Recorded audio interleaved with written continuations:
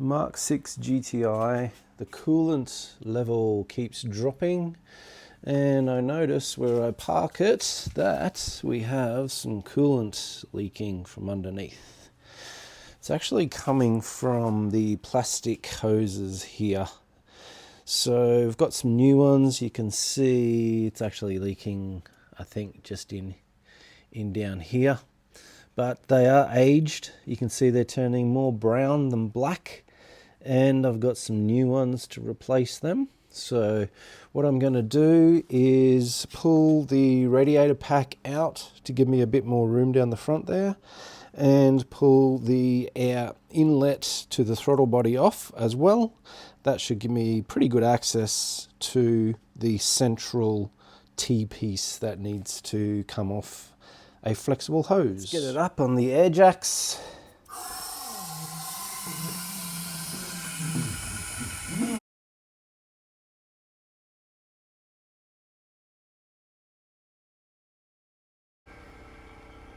If you haven't seen my linked air jacks, I'll put a link in the description and you can check that video out too. Got a pretty good view of this coolant leak here, and if we trace that up, we can see all the way up to that join up the top there. That's all going to have to come apart to get to the plastics.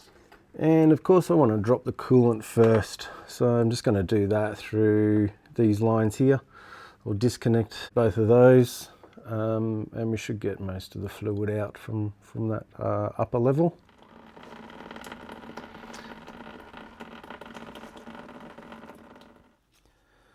Alright, so I've loosened these two hoses on the top here. There's a screw that goes in the end here.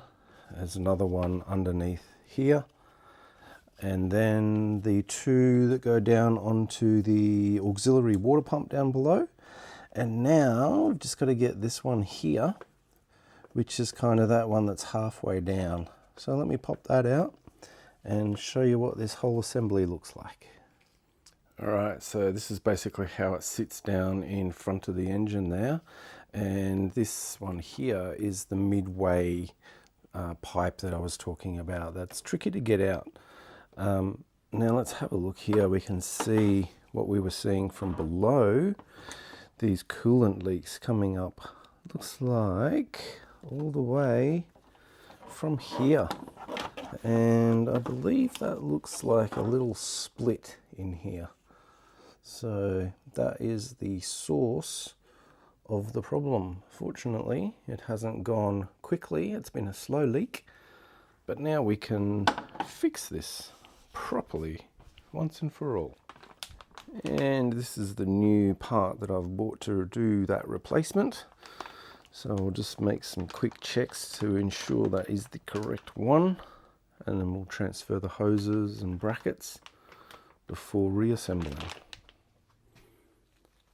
And it is looking perfect, of course.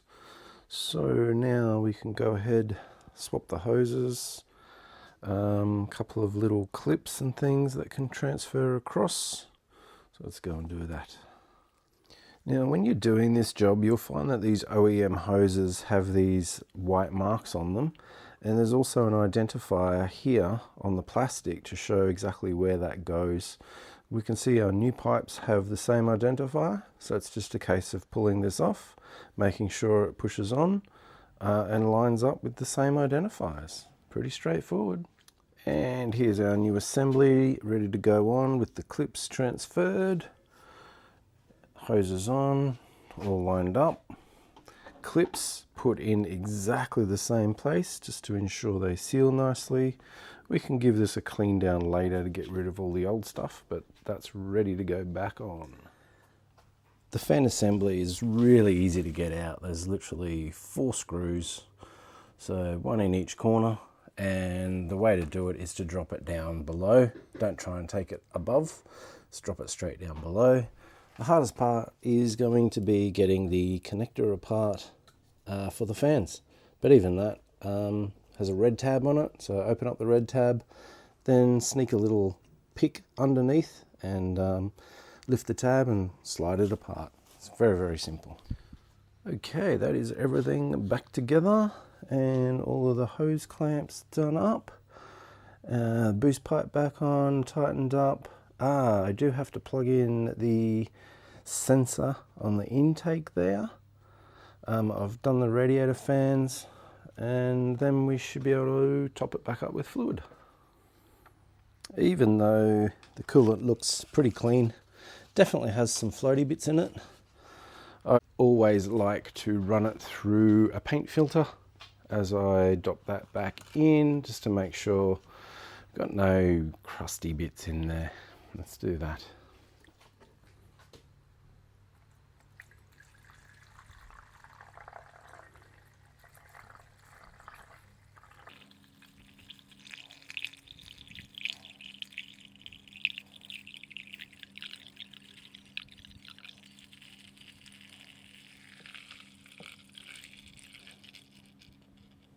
Got a bit of a head in here at the moment. It's good it's not overflowing. So I'll start the engine, start cycling it through.